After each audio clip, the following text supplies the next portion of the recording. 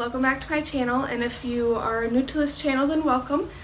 If you would like to get updated on whenever I post videos, I try to post videos like every Monday and Thursday. I've been trying to upload them Monday, Wednesday, and Friday just to give you guys more updated videos. But for now, I'm just doing Monday and Thursday.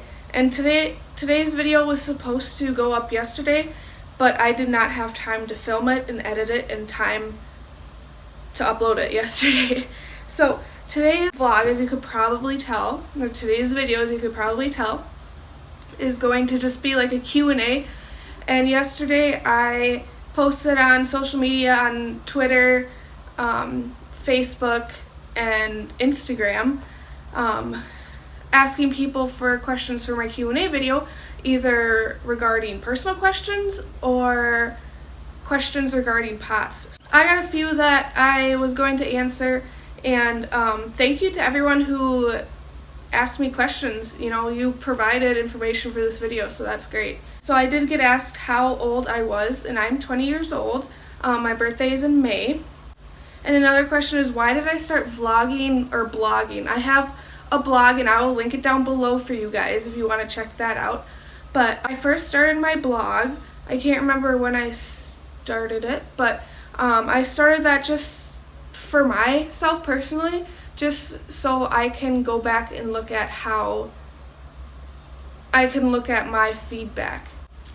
And also, just the point of my blog and these vlogs are just to raise awareness for chronic illnesses, for dysautonomia, and POTS. So yeah, that's pretty much why I started vlogging, to raise awareness and personally for myself to look back on these videos or my blog. So another question was, will POTS always affect you? Yes and no. I mean, I can't really give a specific answer on that, just because when you are diagnosed with POTS, it is a chronic illness, but you can grow out of it in time. And this is kind of a question that goes along with it. Does it get better when you get older? It can or it can't. I mean, when I was diagnosed in 2013, and for the first couple years it was pretty bad, and then it went away for a good year, and now, you know, over the past this year and last year, it's gotten a lot worse, which is why I began making these videos. Okay, and another one is, do you have triggers and how do you handle them? So I'll just list a few for you guys. One is not getting enough sleep. So say usually I go to bed around 10:30 or 11 at night, and I wake up at around 8 or 9. It's usually around 9. But so let's say I get 6 to 7 hours of rest the night before, then I am pretty okay the next day. But if I get anything less than that, then my symptoms will flare up, and they usually, most of the time, will only last that next day. But if the day before I was, you know, doing strenuous activities, I was going out with friends or going out with family, and then I didn't get enough sleep, then I would probably have a flare for the next at least couple days after that. And that is just because I can't, like, I don't really, there's some symptoms that I do feel when I'm like overdoing myself. Like, I'll get shortness of breath, or I get headaches or nausea. That's pretty it. And sometimes I'll get lightheaded too, but that's pretty much it. But after the fact, so the day after, it's like my symptoms on steroids. Like, it's my symptoms times a million. Like, okay, probably not that much, but like, you get what I mean. Like, it's a lot worse. And usually, so the second part of the question, how do I handle them? Usually I will just try and stay hydrated, try to drink water, and rest. I won't overdo myself again, just because it would make it worse. So usually if I had a day before, like I had just explained, the next day I would probably just be sitting here on this couch or over there on that chair just watching Hulu, Netflix, or TV in general. So, I mean, it's not a lot, but that's pretty much all that helps me like recover from the flare-up. And then another question was, how long did it take for me to get diagnosed? So as long as I can remember, I was having from that point, what I understood was I just had stomach issues, and that was in the youngest I remember being is in 5th grade, and I remember always going to the nurse's office asking to lay down, and I would never have a fever, unless I was, actually sick with, say, just like the stomach bug or something. But I would just always just lay in the nurse's office they would give me like a half an hour to an hour, and then they would send me back on my way to my classes. But that was when I left elementary school and I went into middle school, and I started doing that as well, just because my symptoms appear mostly in the morning, teachers and staff just thought I was trying to, skip out of class or try and get out of work, when really I was actually feeling like crap. And I didn't have anything to prove, just because, I wasn't diagnosed with POTS yet. So all they knew was I was going in the nurse's office 3-4 times a day, and they didn't know what was going on. I didn't know what was going on. No one knew what was going on. So, I was diagnosed in 2013, so that was 4 years ago. Sorry, I had to think about it. And that was in 10th grade. So I had already been dealing with this for 5 or 6 years beforehand, and doctors didn't know. They couldn't find anything when they were doing tests or whatnot. And eventually I went to urgent care one day, and I saw this doctor, and he said, "You know what? You've been dealing with this for too long. We need to figure out what is going wrong with you so you can feel better." And he referred me to Mayo Clinic in Rochester and did a tilt table test. Okay, so the next question was, what is the hardest thing knowing I have POTS? Well, the hardest thing is probably, I feel so alone in it. There is many people out there that do have POTS. That's the hardest thing, is trying to cope with this, knowing there's not a cure, knowing you just have to treat it. And it's frustrating just because doctors don't really know how to treat it yet. So the next one is, does POTS impact breathing or give you shortness of breath? And I would say yes. There was one night I woke up, and I woke up and I was in shock, because I could feel myself I wasn't breathing, I felt like I was choking, and that was scary. And then immediately after that, I caught up to myself and I started breathing again. But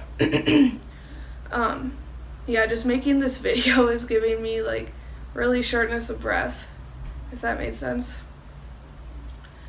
It can be hard sometimes, especially when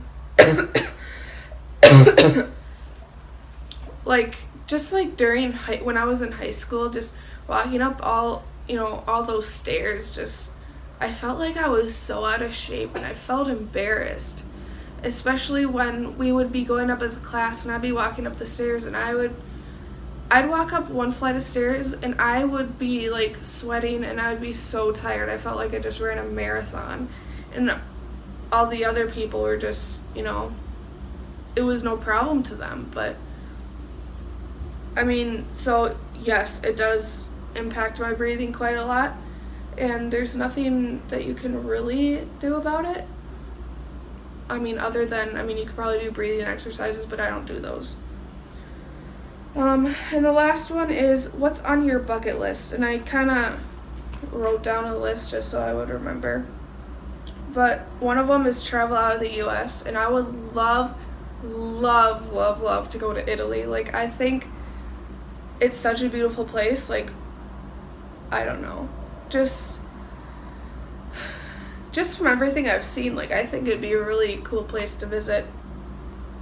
Another one is buy a camper. I love spending time outside. And with a person with POTS, I mean, camping is so freaking easy because all you do, you just sit.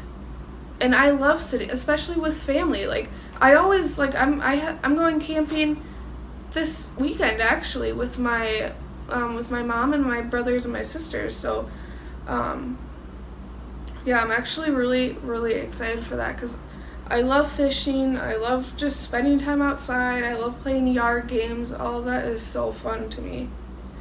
And the next one is learn how to cope with POTS better. And you would think that by now I would have it down. Like, I would know exactly what to do, how to cope with POTS. But it's hard. It's like it's literally a game. Like, you have to journal, you have to write, it's a lot of like personal investigation. Like, you can go to a doctor and they can help you, but most of the time it's your own work. You have to put in your own work trying to figure out what works best for you, just because each case is so different. Next one is give back to my family, just because, I mean, my family is such a huge support system for me, just because they're non-judgmental and they know exactly what I'm going through to a point. I mean, my support system can go from my family to a few of my really good friends and my boyfriend Austin. I mean, ever since he came into my life, he's truly been like there for me, and so has his family, and it's incredible to have such an amazing support system that you can, go to and talk to whenever you want to, and whenever you feel like you need someone to talk to, they're just there. And then the last couple ones are meet new people and become closer to my current friends. So, meet new people, ultimately, I think I would love to meet new people that have a form of dysautonomia or POTS, but it's pretty hard to find, and it's the kind of relationships you get out of it is kind of hard sometimes, just because you guys are going through different things, and POTS in general is just kind of hard to deal with, so your life is kind of hectic without being hectic, if that makes sense. And then become closer to my current friends. So basically, any of my friends that are watching, like, I would love to become, like, closer to you guys, just because, I don't know, I feel like life gets really busy, and, like, I totally understand that. But there's, like, a point where I just, like, I miss talking to you guys. I mean, but we are in that stage of life where we're going to college, we're working, trying to work full time. We have, homework, we're trying to keep in contact with family, and it's hard. But sitting on this chair all day, watching TV by myself, gets pretty dang boring. And I mean, I love to have that company there. I don't know. But, so that was all my questions that I have. That's all she wrote. So, thank you guys for watching again. And if you would like to like this video and subscribe down below, that would be perfect. That would be perfect. So if you have any ideas of videos or what you want to see me talk about, then you're welcome to comment them down below.